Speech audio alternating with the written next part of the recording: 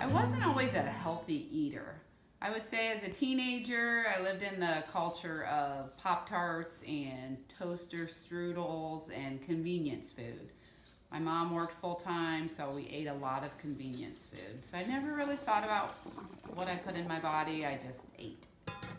But as I got older, got married, still didn't really think about that too much other than, made dinner maybe a little more than I was used to because my husband liked to eat.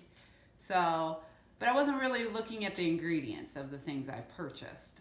And then I had kids, and still, I thought about fruits and vegetables, like make sure they had a balanced diet, but I wasn't looking at ingredients of foods. I was just, making dinners that included all the food groups.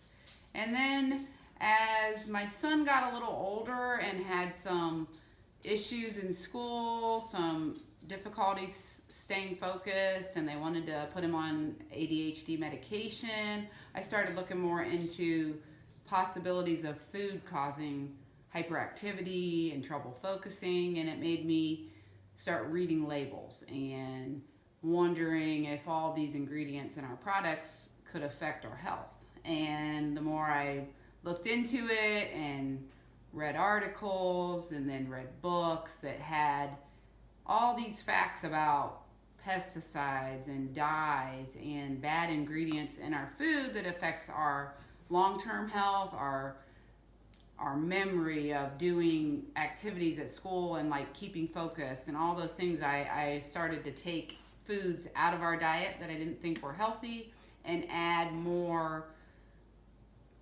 I started slowly more with organics, but not a lot at first because, they're a little more expensive. But really in the long run, if you buy things that are in season or buy things that are on sale, you can spend around the same amount of money to feed your family healthy food and food that's good for them and good for you and all around feel better.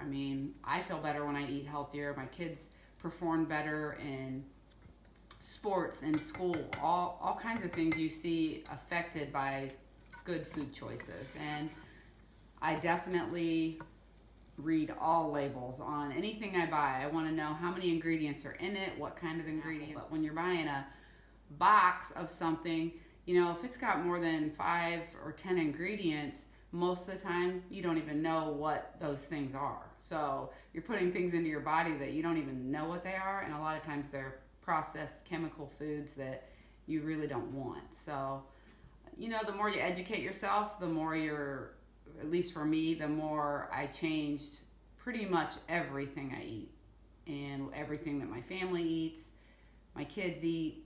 And I think that they've all been influenced by it some. I wouldn't say that they're always going to choose healthy food every time, but I think that in the end, as they get older and make their own choices for themselves and their families, that I think they'll probably make the same type of choices, because I think that for the most part they like healthy eating, and it's just kind of a way of life for us. And once you start it, I don't think that I ever will go back to eating junk food and unhealthy ingredients in my products.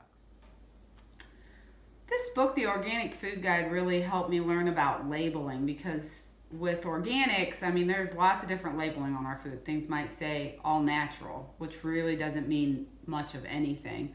But if something says USDA organic, then it is certified a certain way. It has to be prepared, or a certain way that it had to be grown without pesticides, and just a lot of different things that you can understand and know what you're buying, and when you pay more money for something, if it's really worth it, or if you're just getting kind of scammed and paying more money for something that's really no better than just the cheaper brand. So this kind of helped me learn how to shop better.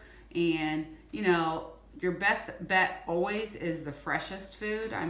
If you can go to a farmer's market and buy fresh fruits and vegetables that didn't travel thousands of miles to get here, you're definitely going to get more health from that.